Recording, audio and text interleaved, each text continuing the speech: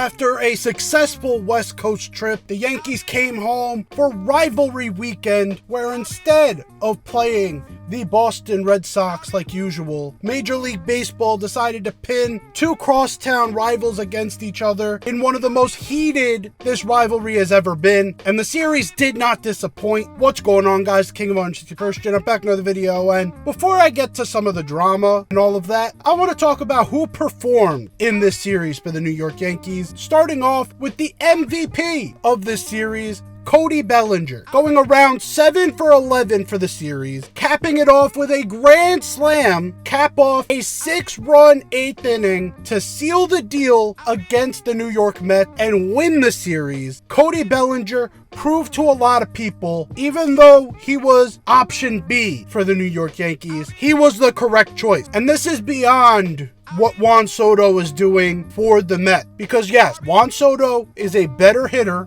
than Cody Bellinger. No one's going to deny that. But for the situation the Yankees are in, it looks like Cody Bellinger, along with Paul Goldschmidt, along with the pitching acquisitions we got this offseason, and we'll get to Fried in a second, it seems as though the Yankees were better off going with quantity over one piece of quality. And that proved that Cody Bellinger still got some of that quality in him. What a performance from Cody Bellinger. Paul Goldschmidt, like I just brought up, had some timely hits in game one. But truly, this was a series that didn't involve Aaron Judge too much. Outside of the drama portion of it, Aaron Judge had a couple hits in game one and kind of was pretty quiet throughout this series. And yet we were still able to take out a very good Mets team. Mind you, this team has almost 30 wins so far. They have more wins than the Yankees, and the Yankees were still able to get this done without a masterful performance from Aaron Judge. That's what gives me a lot of confidence for this season. The pitching staff was a major part of it. Let's start off with game 3 and Max Fried. It's a crazy thing. We can look at a Max Fried start and say, yeah,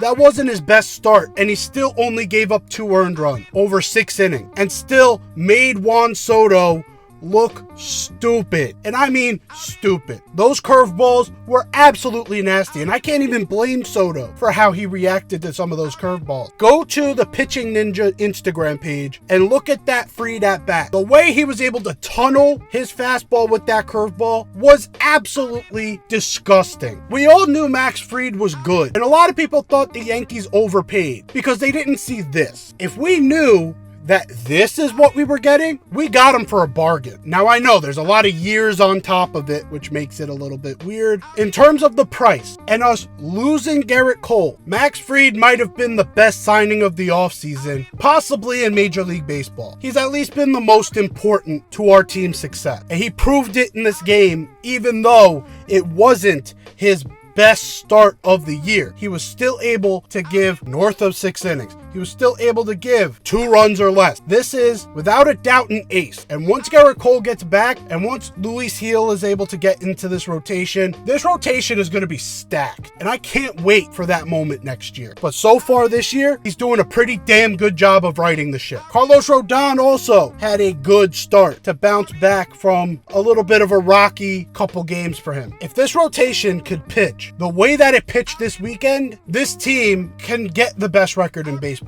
This team could win a World Series if it pitches the way it's pitched this weekend and in spurts throughout the season. Consistency is the big thing for the starting rotation and for the bullpen as well. And let's get to the bullpen now, where the Yankees did one of the most funny things of this weekend on Friday night, giving Devin Williams the ball with Pete Alonso coming up to the plate in a 4-run game. So it's still a pretty important at bat. You know, one swing from Pete Alonso and they're right back in it. Devin Williams a chance to fight some of the perceived demons he got from last postseason. During this weekend, he struck Pete out twice. And now, if we're going to get into some of the drama portions of it, it almost seems like he's transferred those demons back to Pete Alonso, because later on in game 3, he throws the ball away, 2nd and 3rd, 1 out. Yankees have a play to run on contact. Jason Dominguez is coming down the line. Pete Alonso, if he throws that ball on line, gonna be close, but he probably gets Dominguez. Airmails. And now, yesterday against Boston, he airmails the pitcher at first base. There's a chance that that Devin Williams just fought off his demons and transferred them to Pete Alonso. And that's the funniest thing that could have come out of this weekend. That should have been a storyline, but it wasn't, because of the bad performances from Devin Williams so far, and how much the Soto free agency saga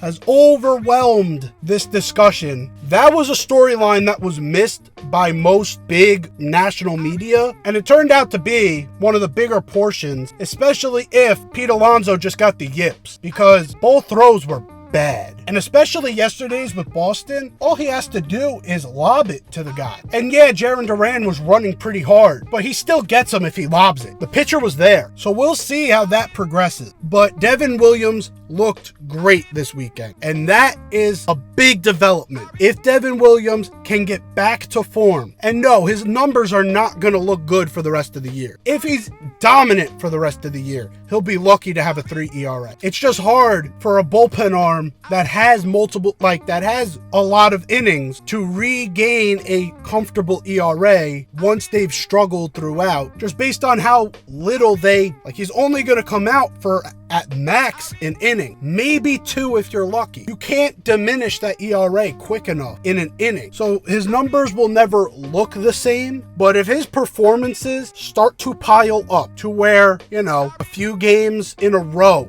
he's able to put up zeros on the board, and then transfer that to even more, like maybe 8 appearances in a row. That is huge. One of the things the Yankees are going to need is to maintain leads late. And I like that they made the switch early enough to where Devin Williams couldn't cost the Yankees anything, to say, yeah, Luke Weaver's going to close. He's been more consistent. But if Devin Williams could become the best setup man in baseball, that is going to do wonders for this team. And so far, so good. He put out a good performance here. Let's see if he keeps it going. Now let's get to some of the drama here, because there's been a lot of discussion. Juan Soto leaving, Yankees fans being pissed. Do Yankees fans deserve to be pissed? And here's my perspective on the Yankee fans portion of it. I saw a bunch of Mets fans, and I have Mets fans in my circle, were basically telling me that Yankees fans seem entitled because Juan Soto was only there for a year and you guys felt like you deserved him. It's a very entitled way of thinking, and if you word it like that without extra context, it sounds like an entitled thing to do. But here is why Yankees fans are pissed, and Mets fans get this misconstrued a lot. I think Yankees fans would have acted like this no matter where he went. If he went to Boston, they'd probably be extra pissed. But if he went to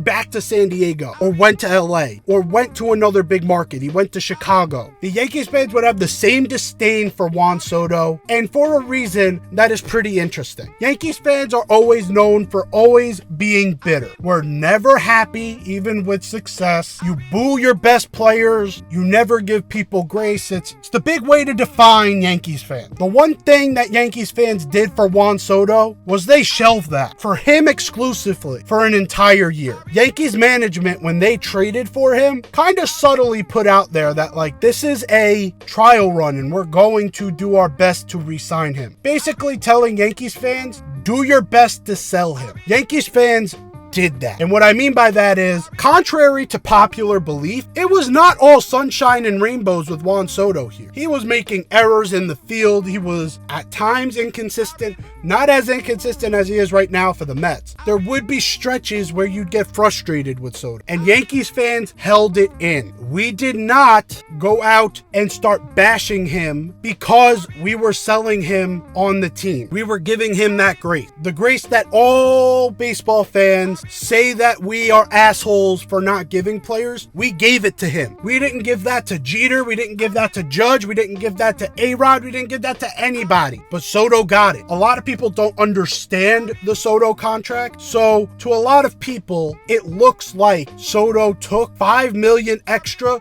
to leave the Yankees. And that's what hurt the most for a lot of fans, is that we gave you a grace that even the best players in Yankees history never got. And yet you still chose to leave for an extra $5 million. That's why Yankees fans are pissed. And I know it's not an actual $5 million. Over time, it grows to over $800 million if he opts in after 5 years. So that's just on that front. That is why Yankees fans acted the way they did this weekend and made life a living hell for Juan Soto is because they do feel disrespected, because they did something they've never done for a player, even players who have proven more than him. Anyways, let's get to extra drama here. Turns out there's a report. ESPN was supposed to have Juan Soto mic'd up for game 3, and minutes before the game, Juan Soto backed out and basically told them to fuck off with your bullshit. This is the one thing that I will give him a little bit of grace on, answering questions about Aaron Judge and why you chose the Yankees and what's the change and all that. That can probably get overwhelming, and I understand that. So in terms of the ESPN portion of it, I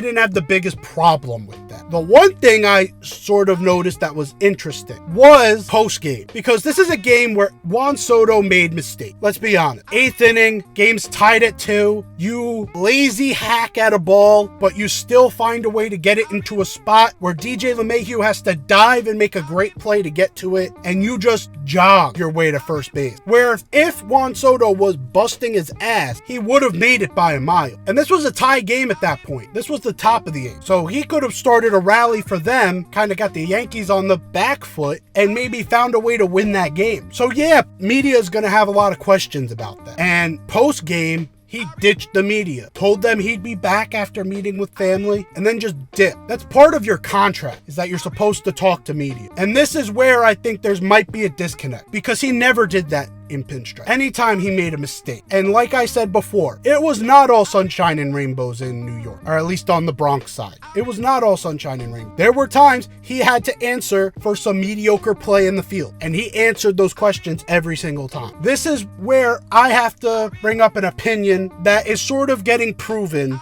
day over day. We have to stop classifying New York media in terms of every team, because this is proving to me Mets media and Yankees media are completely different stratosphere. Because to my knowledge, he hasn't done that all year. To my knowledge, he's been fine with the media all year. Now, after 3 days of dealing with the Yankees media, he's now at a point where he's going to ditch the ESPN interview he agreed to, and he's going to ditch his media obligation. This is where, as a Yankee fan, you look at this and you say, thank God our captains want Aaron Judge. Thank God we have a guy who knows how to deal with media. Because last year, like I said, Juan Soto was able to deal with it. Why was he able to deal with it? Because Aaron Judge got the brunt of the media. Soto got the side act of, oh, you're so good, how do you like playing with your teammate type of media. Now he's top dog. Now he's where Aaron Judge was last year. And now he has to answer for the Mets' downfall. He has to answer for any time the Mets lose. Why did this play happen? Why did that play happen? Doesn't seem like he can deal with it. And now it seems like the Mets are getting frustrated with him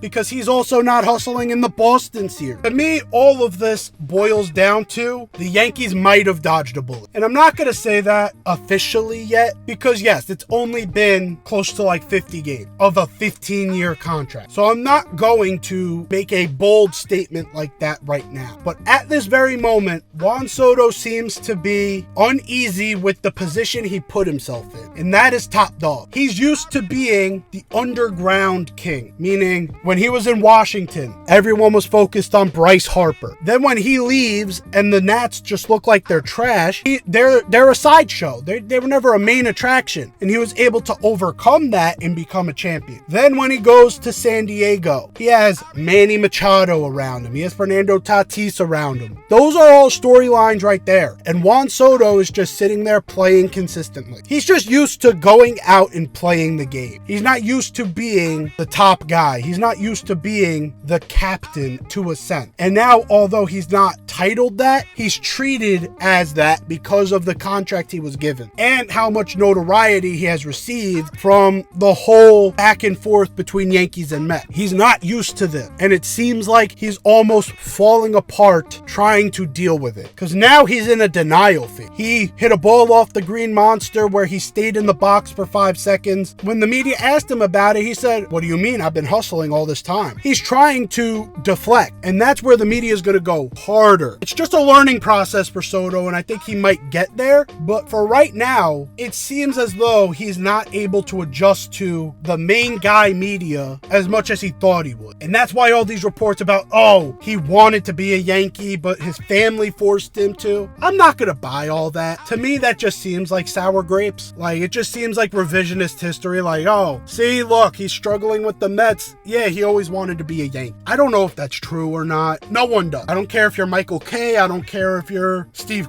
Cohen. I don't know. Nobody knows. But he chose the Mets, and now he's got to lay in the bed that he made. Anyways, guys, this was a great series for the New York Yankees. Now they're on to play the Texas Rangers at home, who have a dynamite pitching staff. So this is going to be an extremely tough series. Hopefully the Yankees can come out of this on top and give even more confidence to the fact that they could win it all this year. And hopefully you enjoyed this recap. If you did, leave a like down below. If you're new here, hit that sub button. Sorry this didn't come out yesterday on the off day. Had a lot of stuff going on, but I'm getting it out now. So hopefully you can forgive me on the day, and I'll see you guys in the next video. Take care and peace.